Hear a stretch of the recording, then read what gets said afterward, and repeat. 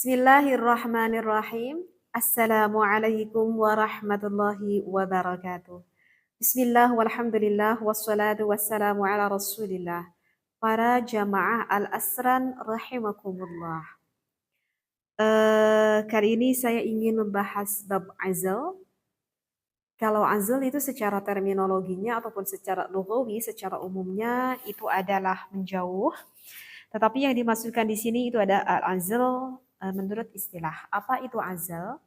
Azal itu adalah seorang suami mengeluarkan air nutfahnya tidak pada tempat istrinya. Artinya tidak di dalam milik sang istrinya. Tetapi sang suami mengeluarkan air maninya itu di luar milik sang istrinya. Menurut pandangan fikih itu hukumnya bagaimana? Apakah diperbolehkankah? Apakah diharamkankah? Apakah dimakruhkankah? Gitu ya. Karena aku khawatir ini diharamkan misalkan. Nah, maka kali ini saya insya Allah akan membahas azal tersebut. Sebetulnya di dalam pembahasan azal itu adalah ikhtilafiyah. Artinya ikhtilafiyah itu adalah perbedaan pendapat ulama. Hukum yang pertama, azal itu menghukuminya adalah jawaz. Artinya jawaz adalah diperbolehkan. Bahkan diperbolehkannya itu secara mutlak. Artinya diperbolehkan secara mutlak adalah bagi seorang suami melakukan azal tersebut, apakah sang istrinya ridho ataupun tidak ridho. Ya. Dan apakah sebelumnya sang istri ini tidak mengetahuinya sama sekali, tahu-tahu sang suami melakukan hal itu di luar. Ataupun sebelumnya sang suami, maksud saya sang istri mengetahuinya. Itu diperbolehkan secara mutlak. Apa yang menjadikan landasan ataupun dalil hukumnya diperbolehkan azal ini? Itu dikarenakan ada hadis dari baginda Nabi Muhammad SAW. Hadis ini yang disampaikan dari Jabir bin Abdullah. Kunna na'zilu wal Qur'anu yanzilu. Kami dulu itu pernah melakukan azal pada saat baginda Nabi Muhammad SAW dan turunlah ayat Al-Quran. Kemudian ada hadis yang kedua. Hadis ini diriwayatkan oleh Imam Muslim. Hadis ini mengatakan kunna na'zilu ala ahdi Rasulillah sallallahu alaihi wasallam faballagha dzalika Nabiyallahi sallallahu alaihi wasallam falam yanhana. Jadi dalam hadis ini dikatakan kami dahulu tuh pernah melakukan azal. Dan ketika kami melakukan azal, berita ini sampai terdengar kepada telinganya baginda Nabi Muhammad SAW. Dan Nabi Muhammad tidak melarang kepada kami yang telah melakukan azal tersebut. Dan ini ada yang menjadikan landasan ataupun referensinya kenapa menghukumi jawaz boleh secara mutlak gitu. Karena memang pada alasannya kenapa jawaz secara mutlak, karena hak seorang istri itu adalah disenangkan kan oleh sang suaminya. Biasanya sang istri senang ketika melakukan berhubungan biologis dengan istrinya itu adalah ketika sang istri sudah mencapai inzal. Artinya inzal adalah mengeluarkan air nutfah milik sang istrinya. Kalau sang istri sudah mengeluarkan air nutfahnya, ya tentu sang istri sudah mendapatkan kesenangan tersebut. Itulah menjadikan alasan kenapa hukumnya jawaz, diperbolehkan. Yang penting pokoknya mas sang suami udah menyenangkan dulu deh istrinya. Maksudnya adalah seperti itu. Begitu ya. Itu adalah yang menjadikan alasan. Tetapi meskipun sunnahnya, ini sunnahnya, jika sang suami mau melakukan azal tersebut, sunnahnya bagi sang suami itu harus meminta izin dulu kepada istrinya. Itu sunnahnya seperti itu ya. Nah itu adalah untuk hukum yang pertama. Untuk hukum yang kedua itu adalah diperbolehkan, tetapi boleh di sini itu ada syaratnya, dengan syarat. Syaratnya apa? Syaratnya itu dikarenakan ada hajat. Artinya hajat itu ada kebutuhan, begitu ya. Ada kebutuhan. Namun jika tidak ada hajat, tidak ada kebutuhan, maka itu hukumnya bisa berubah menjadi makruh. Seperti itu ya. Jadi sekali lagi yang kedua itu adalah sebagian ulama berpendapat jawaz disyartin. Boleh tetapi ada syaratnya dikarenakan ada suatu kebutuhan. Seperti itu ya. Ini yang disampaikan oleh al-ulama Umar, al-ulama Ali, al-ulama Ibnu Umar, Ibnu Mas'ud, Imam Malik. Yang mana ulama-ulama ini sebagian yang bermadhab masih bermadhab Syafi'iyah dan sebagian bermadhab Hanafiyah. Dan untuk yang tadi yang pertama pun itu yang bermadhab sama, yang bermadhab Asy-Syafi'iyah ya. Saya ini hukum ini yang saya sampaikan ini yang bermadhab Asy-Syafi'iyah ya. Itu karena kebanyakan mayoritas di Indonesia kan bermadhab Imam Asy-Syafi'i seperti itu. Dan dalam hal ini bisa misalkan dilihat di dalam kitab Al-Mawsu'ah Al-Fiqhiyah ya. Penjelasannya saya sampai ini pada kitab Al-Mawsu'ah Al-Fiqhiyah. Mohon maaf referensinya tidak saya sampaikan seperti itu karena ini terlalu panjang sekali pembahasan kalau saya bacakan dengan Arabiyahnya. Dan untuk hukum yang ketiga itu hukumnya adalah dimakruhkan ya. Hukumnya dimakruhkan, tetapi hukum makruh itu jika tidak ada uzur. Sekali lagi, yang ketiga ini hukumnya adalah makruh jika tidak ada uzur. Kalau ada uzur, maka ini hukumnya tidak menjadi makruh. Artinya kalau ada uzur, maka hukumnya menjadi ubah, menjadi boleh. Seperti itu. Kalau tidak ada uzur, maka hukumnya menjadi makruh. Seperti itu. Ya, kenapa? Ini sebagian ulama menghukuminya makruh. Alasannya apa? Ini sebagian ulama menghukumi makruh. Sebagian ulama menghukumi makruh itu dikarenakan kalau bagi pasangan suami istri melakukan azal tersebut, itu alasannya akan mengurangi rasa kenikmatan bagi seorang suami dan istri ketika melakukan hubungan biologis tersebut. Gitu ya. Oke teh, memang tadi istri saya itu udah keluar. Tetapi coba ya, ini bisa berterus terang aja dan bisa dirasakan bagi pasangan suami istri. Sang suami jika mengeluarkan di tempatnya, namanya juga kan punya tempat, berarti di tempatnya itu rasanya akan lebih nikmat daripada dikeluarkan selain dari tempatnya. Begitu juga sebaliknya bagi sang istri, meskipun sudah istrinya itu udah senang duluan, artinya dikarenakan udah inzal, udah keluar, ketika sang suami mengeluarkan di tempat milik sang istrinya, maka biasanya sang istrinya akan mendapatkan kenikmatan kembali. Nah, oleh karena itu ulama menghukumi makruh karena kasihan nanti suami dan istrinya mengurangi akan rasa kenikmatan tersebut. Itu adalah alasannya kenapa dimakruhkan. Dan alasan yang kedua kenapa dimakruhkan, karena kalau kita melakukan azal, berarti otomatis kita nggak bisa punya anak dong, gitu kan?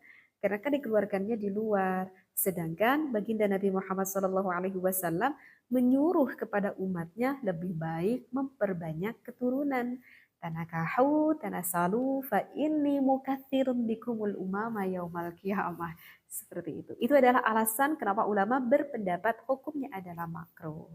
Nah, bagaimana kalau misalkan teh melakukan azal itu dikarenakan ada uzur? Dikarenakan ada uzur. Maka uzur-uzur seperti apakah yang dimaksudkan di sini? Baik, uzur yang pertama di sini dikatakan dalam kitab ini adalah jika misalkan bagi pasangan suami istri tersebut kenapa melakukan azal ini dikarenakan pada saat ini aku berada di lingkungan non-muslim gitu ya.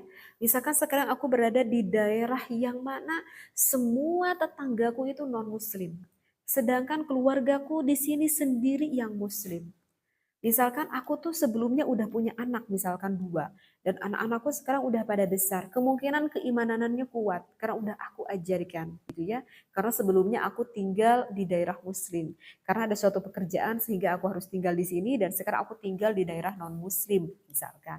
Jadi aku khawatir sekali kalau sekarang aku mengandung lagi, aku punya anak lagi, aku khawatir.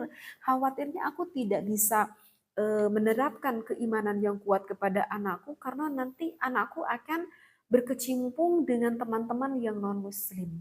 Nah, sehingga begitu khawatir sekali bagi suami dan istrinya kalau punya anak lagi itu khawatir sekali. Nah, itu yang dimaksudkan uzur yang pertama. Sehingga hukumnya diperbolehkan melakukan azal tersebut. Yang kedua adalah seorang perempuan hamba sahaya takut pengaruh perbudakan. Untuk yang kedua mungkin sekarang sudah tidak ada sehingga tidak perlu aku terangkan. Dan yang ketiga alasan uzur tersebut bagi seorang istri, misalkan seorang istri itu yang punya penyakit gitu. Kata dokter itu Bu, wayahna ibu tuh nggak boleh lagi punya anak. Karena kalau ibu punya anak lagi, kemungkinan penyakit yang sekarang ibu derita takut tertular ke jabang bayi yang ada di dalam rahim. Jadi lebih baik ibu nggak perlu hamil lagi. Sedangkan si ibu ini mau melakukan KB apapun itu nggak cocok. Udah pakai pil suntik, istilahnya KB apapun udah nggak cocok. Nggak ada lagi cara lain kecuali melakukan azal ini. Nah, maka itu hukumnya tidak apa-apa, menjadi diperbolehkan. Untuk uzur yang keempat, itu adalah misalkan contohnya adalah seorang ibu, anak tuh masih kecil banget, masih menyusui. Ya, ini seorang ibu yang masih menyusui. Aku belum mau punya anak. Kenapa? Karena kalau aku mau punya anak, aku ini masih menyusui gitu. Karena kalau sekarang aku punya anak lagi, aku khawatir nanti gizinya akan mengurang gitu. Seperti karena kan kalau misalkan kita mengandung sedangkan kita lagi menyusui, maka kata bidan itu harus diberhentikan kita menyusuinya. Karena khawatir nanti bayi yang ada di dalam kandungan tersebut kurang gizinya gitu. Dan kebetulan sekali hal itu pun kejadian gitu, pernah kejadian sama saya dari anak kedua ketiga itu kayak anak kembar karena jaraknya itu saking saking deket banget gitu. Saya masih menyusui anak saya baru 5 bulan, ternyata saya sudah mengandung lagi karena memang aku tidak di KB seperti itu. Dan memang betul apa yang disampaikan oleh bidan, katanya aku harus berhenti menyusui anakku yang kedua. Karena kalau aku meneruskan menyusui nanti khawatir anakku yang ketiga dalam kandungan ini kurang gizinya seperti itu. Oh, sedih sekali aku harus menghentikan menyusui anak yang kedua itu ya, diganti sama jadi anak sapi gitu ya. Jadi pakai susu formula seperti itu. Nah, maka itu tidak apa-apa jika merasa ibu khawatir, merasa kasihan, maka tidak apa-apa melakukan azal tersebut. Dan untuk uzur yang kelima itu adalah misalkan dikhawatirkan karena pada zaman sekarang itu semakin hari zaman ini aduh semakin rusak, maksiat sudah di mana-mana, bahkan orang melakukan maksiat sekarang sudah tidak malu-malu, sudah tidak ditutupi lagi. Aku khawatir sekali semakin banyak anak tidak bisa apa ya menerapkan anakku secara islami karena zamannya udah semakin mengkhawatirkan.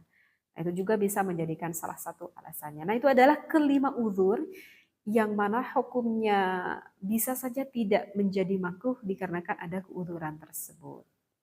Ya, mungkin akan sedikit saya tambahi dikarenakan ini menerangkan azal ini sebetulnya berhubungan akan hukumnya KB ataupun hukum membatasi keturunan. Sehingga teh hukum membatasi keturunan itu gimana? Hukum KB itu gimana gitu? Katanya sih KB mah kata kata ajengan di sini mah katanya gak boleh gitu teh. Katanya haram misalkan. Itu benar gak? Bagaimana nih? Nah, maka itu kalau misalkan kita sebagai pasangan suami istri niat kita melakukan KB, keluarga berencana cukup anak dua gitu ya. Itu kan slogan pemerintah seperti itu ya.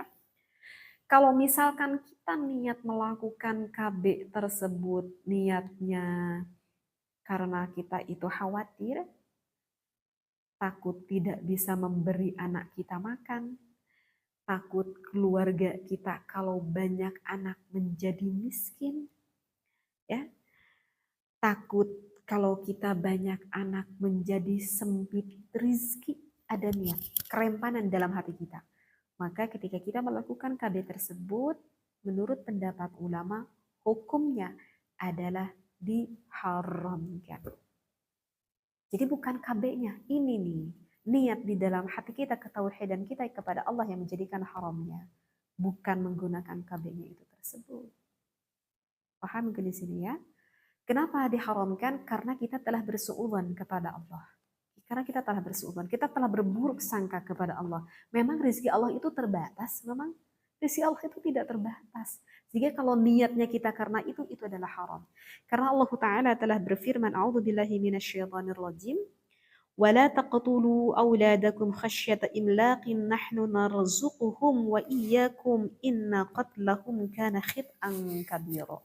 Wallahu a'lam bil muradih. Artinya adalah janganlah kamu membunuh anak-anakmu karena takut miskin. Kata Allah, kamilah yang akan memberi rizki kepada mereka dan juga kepadamu. Sesungguhnya membunuh mereka adalah suatu dosa yang besar. Ini ada di dalam surat Al-Isra ya, pada ayat ke-31. Sehingga ya kuatkan keimanan kita kepada Allah. Nah, itu adalah yang pertama yang hukumnya diharamkan. Jadi bukan KB-nya, niat kitanya gitu. Dan yang kedua itu hukum KB kalau misalkan kita menggunakan KB yang mana sifatnya sementara, misalkan dipel gitu ya, disuntik atau di steril atau KB apalah, saya kurang paham semuanya perkabean gitu.